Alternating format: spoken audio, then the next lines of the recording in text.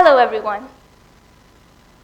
When I was little, my parents would always tell me to study hard because it would make me a successful person and I wouldn't have to worry about money. Ever since I started school, my goal was to be the best in everything and get the highest scores in every subject. First 4 years at school were normal. We didn't get marks for our homework yet, but then, in the 5th grade, I had to take too many responsibilities at once. I realized that these were the years that my mother and father had been warning me about. I started becoming more and more independent day by day and writing my homework on my own. I was so happy when the teachers acknowledged my hard work. My parents gave me presents and showered me with love whenever I got good marks at school. I had been focusing on myself for such a long time that I didn't even bother to look at my classmates and what views they had about studying. Years went by, and I noticed that I was different. Most of the children didn't really care about studying or their grades, while I worked non-stop every day to get the highest scores. I had always wondered why.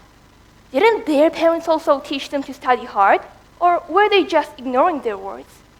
From Monday to Friday, I would look at my classmates' behavior.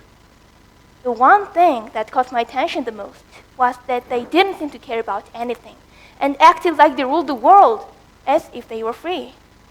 I wondered where they got this much confidence from.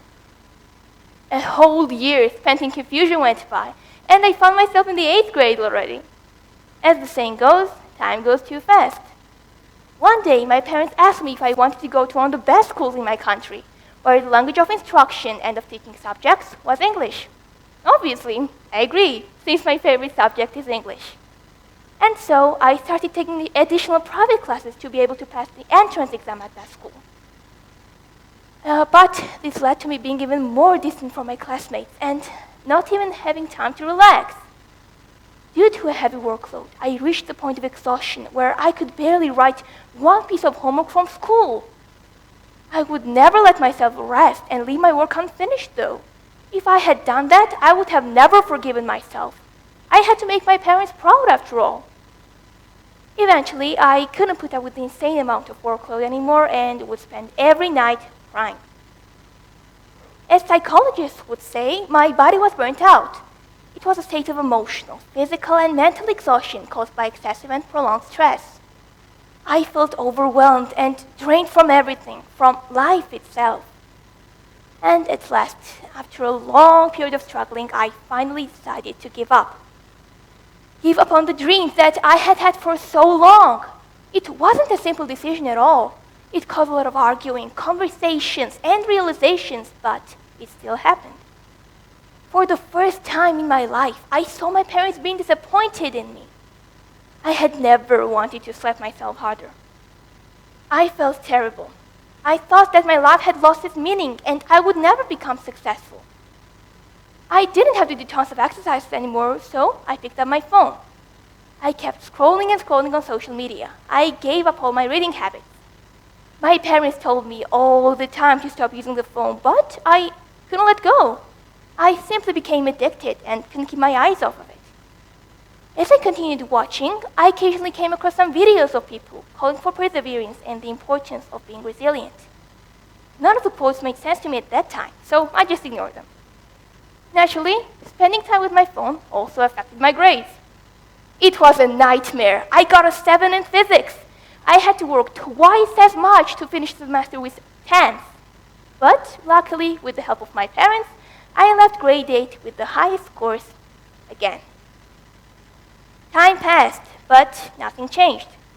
Using the phone was the only way to keep myself entertained, and I bumped into those kind of stupid videos again. I thought that it was pretty annoying, so I skipped them once more.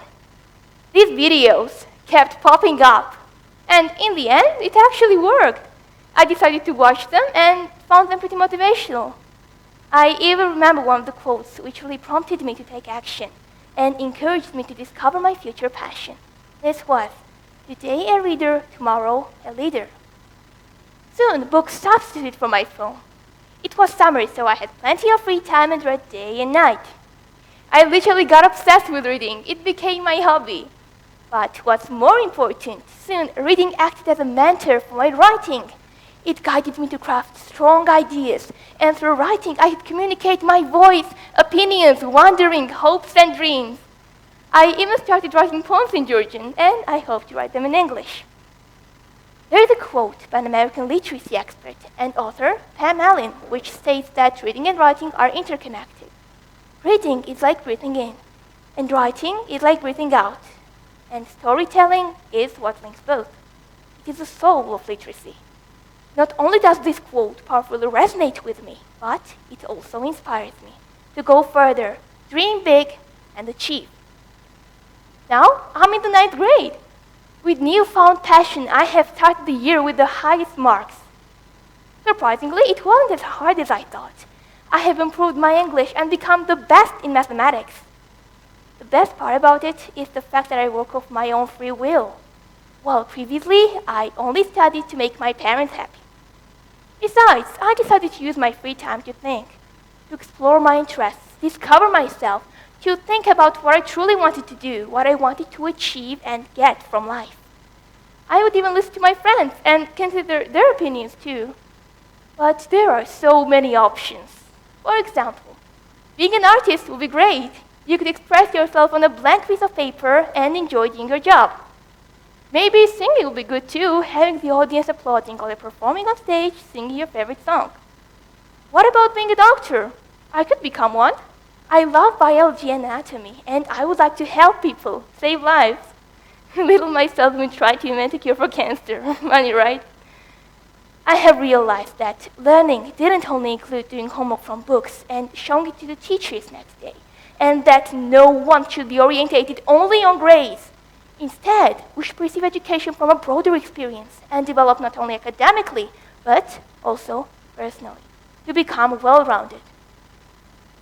Over all these months of recovering from failure, I have learned many valuable life lessons which are far more important than repetitive schoolwork. I have become confident, strong, independent, a completely different person who has a plan for everything and is ready to face any kind of difficulties. My failure didn't hold me back. Instead, it helped me. To me, this is what success is. Finding yourself and setting goals that you have thought about for a long time. Let's take time to find our true selves. And last but not least, a beautiful quote said by Arianna Huffington. Failure isn't the opposite of success. It is a part of success. Thank you.